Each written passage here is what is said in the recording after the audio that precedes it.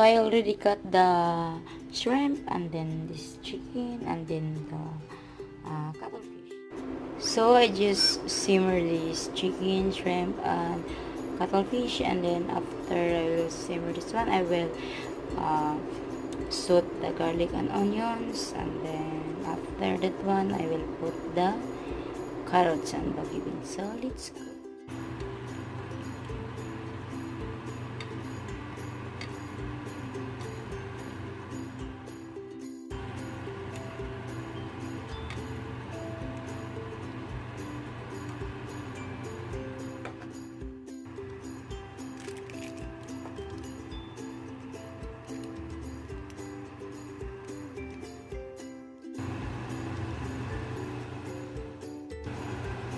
I put juice.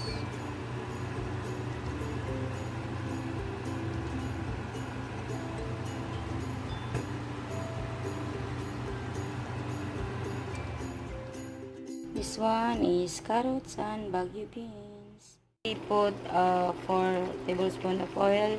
I put the onions and garlic. And then I set aside this saute chicken and then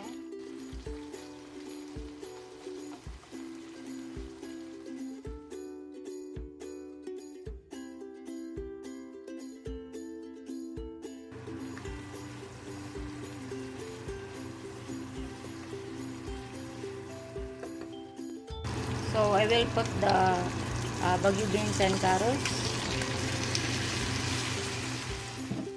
So it looks like that.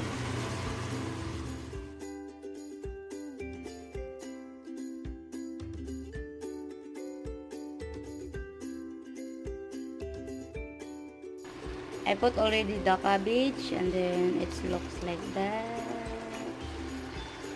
Then after this one, I will put the pancit. No, yes, and after I will put these oyster soy sauce. I will put the pancit canton. Oh my god.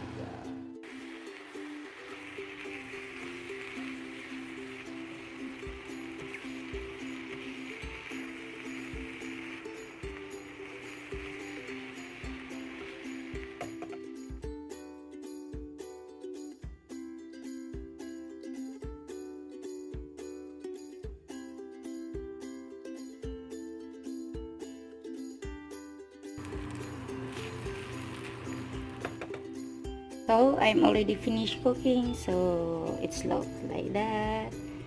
My pancit canton. That's it guys. Thank you for watching. Good night.